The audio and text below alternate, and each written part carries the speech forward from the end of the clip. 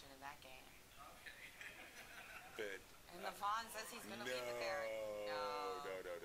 He's going to pull that one back, and I'm expecting a queen. Yeah, Levon's one of the few players in the field who hasn't been mixing up the repertoire too much as white. He's been avoiding e4 for the most part, sticking with d4 and occasionally c4. I've been really impressed by Magnus. Magnus has been mixing up his defenses basically more than anybody, essaying king pawn, classical king pawn defenses, as well as Sicilians and even a Caro-Kann, just to make things a little bit more interesting. So look at this. And you're right, speaking of interesting. Stonewall Dutch. Knight h3, very popular move, a move made very popular, pardon me, by Anatoly Karpov. The idea of the strange-looking move is to support a future bishop f4 should black play bishop d6. And there we see a bishop d6. And normally, my board will catch up in a second. Normally we see bishop f4 coming. So, and there you go. Right? And bishop e7 backing off. The trade of dark square bishop is usually considered quite favorable for white. Right, because then we're left with just that eyesore on c8. Yes, exactly. Now here... That doesn't even look good at 4 in the morning. I mean, it is in the United States. Exactly. Now here the standard setup is to play queen c2 and prepare an f3 e4 break in the center. And what's black's plan?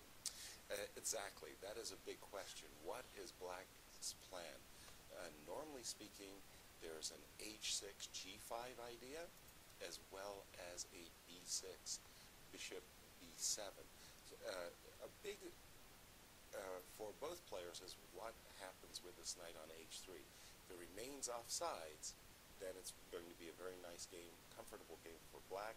But if it ever gets to a big square like f4, and there we see the h6 g5 plan by Magnus coming up.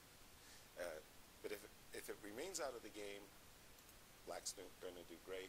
If it gets in the game, white's going to be doing great. It's really that simple.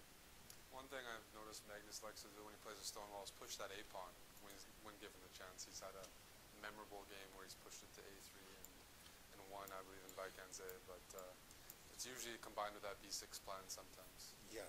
Not so much the g5 plan. And we saw knight c3, and basically black is being challenged to capture this pawn, but it's usually a very bad idea in these positions. So I don't expect any pawn grubbing this early by the world champion. Right, and who do you prefer playing in these positions as? Definitely white. It's definitely easier to play white. Does anyone prefer playing black? Magnus Carlsen. No, probably. I mean, the Stonewall is... It works in maybe these technicals, but it still doesn't have the best reputation for equalizing. And there you go, g5. And it's definitely all about this knight on h3, as black is basically trying to encourage what looks like the obvious move, bishop to e5. But then what black is going to try to do is play knight d7 and end up capturing this bishop once it gets to the e5 square. A funny line is sometimes there's really good reasons to play the move bishop c7, and we saw bishop e5. That's right. I thought you were going to take on b8. I'm like, no, Yasser, don't do it. Don't do it. And now the point is if you play bishop c7 here, you force black to spend some time hunting down that bishop. A completely different plan is this idea of capturing on d5 with the idea of eyeballing this pawn on f5. The problem is there are lots of variations where your queen ends up getting trapped by capturing this pawn too early. So things warming up here, and I'm just well, it is a possible clocks. Variation. You play c d5, e d5, queen f5. You can do that. A possible continuation, furthermore, would be knight e5. If we, I guess. Yes. C. So you're saying C takes. Because it's not favorable for black to take with the c pawn, right? No, definitely not. Or something. So e d5 is probably what Magnus is planning, and then queen f5, knight e5, queen e5, and now knight g4 is a very strong move. The queen is forced to go to c7, not a very good square, and the point black has good competition. Knight on h3 is pretty bad. You can't kick it out with f3. So that's just playing for competition. Maybe rook f7 there.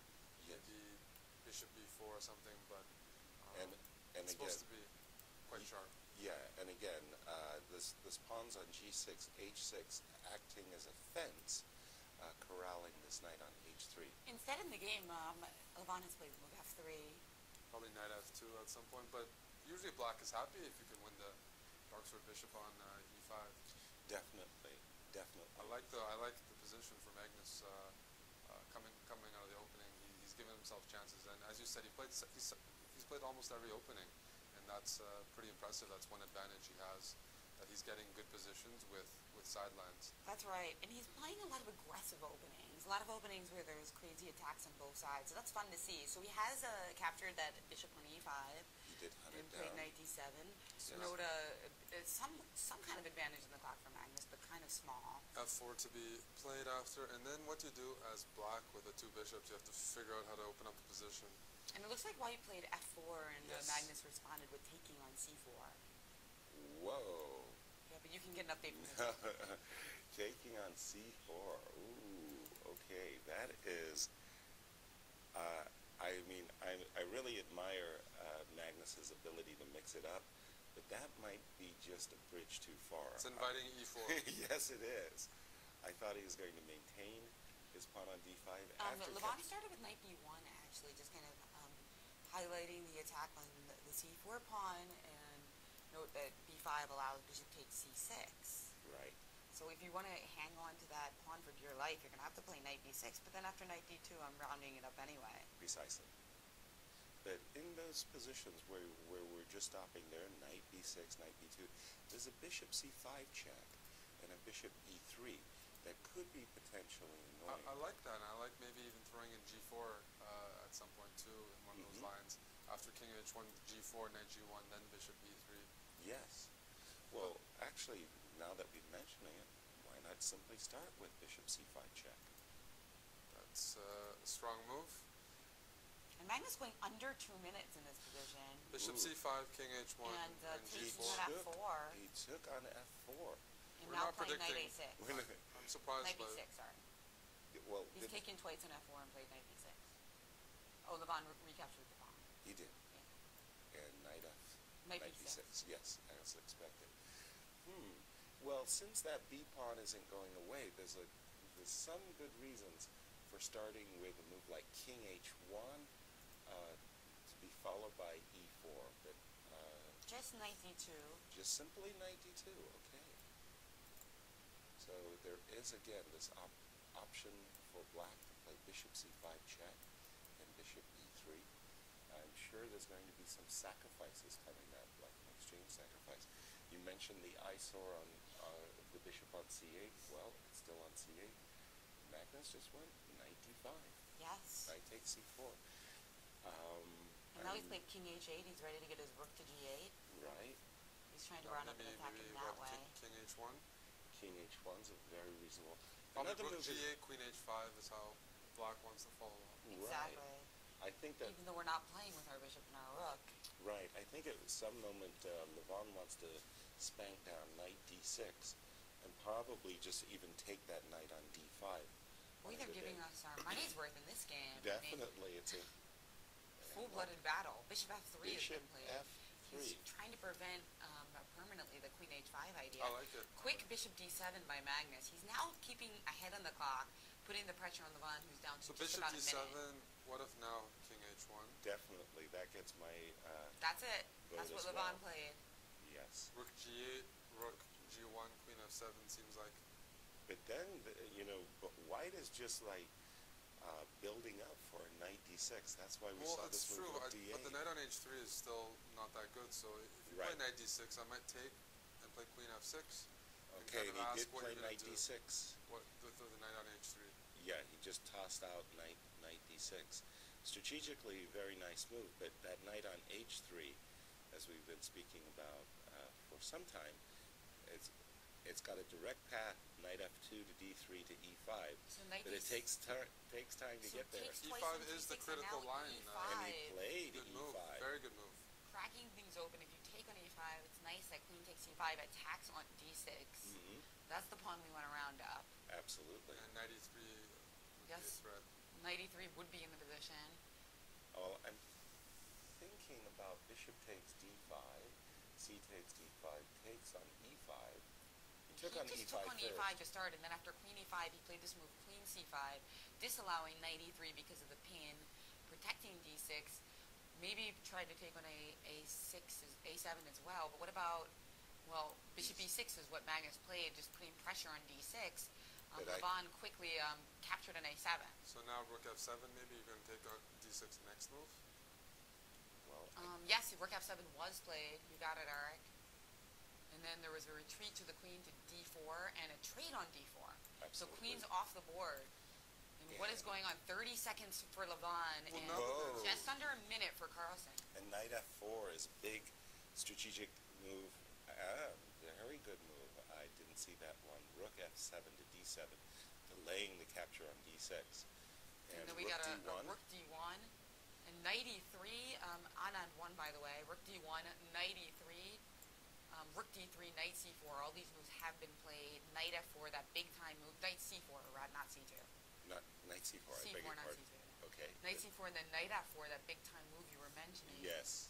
And it looks like bishop f7, bishop h5, creeping and crawling into black's position. Bishop But- h5. So what's the Surprise move there. I didn't expect him to snapping toss on b2 has So now occurred. rook h3 looks very sharp. Yeah, rook rook e3 but came instead very rook quickly. e3. Well, now knight c4 again. Well, then we've got rook e7, perhaps? And he did play knight c4 again. So we're going to find out, and now he's changed his mind and played your original idea, Eric, with rook h3. Oh, that was a big waste of tempo. Concession there, Yeah, indeed. Maybe bishop g8 here. Now rook rook takes takes d6. Okay. So the idea being that after rook takes d6, we're going to see it. Rook takes d6. Unfortunately, maybe we No, need to knight takes d6. maybe we need to switch to your board because we've got we're good now. Rook takes d6, knight takes d6. We should probably get caught up with the Yeah, position. I'm just... We actually see the overhead shot here. Right. Little pieces Magnus is off. up. What Magnus is just a pawn now, right? Yeah, well, And big the time. a4 pawn somehow is really he- weak, so this is a very favorable endgame for black. You're just going to round up the a4 pawn and knight on And d6. they're blitzing controls away. 8 seconds. all 8 the seconds to pawns. 24. World champion. This is very looking hard good. to hold. This is very hard to hold with such a weak isolated pawn on a4 and such a strong knight on d6. Whoa, does knight f7 check just got missed? Oh no. He, No, it didn't. Okay, or something. But looks like some blunder did happen. some blunder Yes. did indeed happen. No, a big blunder happened. So, yeah, so I understand. So there was a hanging rook on d4, so he wasn't able to Exactly. take the knight, but he did manage to get his pawn back as a result of the And he's flurry got of a passer exchanges. of his own. He's got this h4 pawn going up the board. But this does look like a drawn rook and pawn ending. Right, it's rook and 2 versus rook and 2. Levana has just Both- advanced his pawn. Both players racing with their pawns. By the way, King Kramnik, Levon trying to get his king into the game. Kramnik beat Wesley, so Oh, for the second day in a row. Big result. very big result. Magnus going down on time now. Amazing. And just and giving the up draws a pawn have and been a agreed. draw. Whoa. A crazy draw, actually, keeping us on the edge of our seats, right? Let's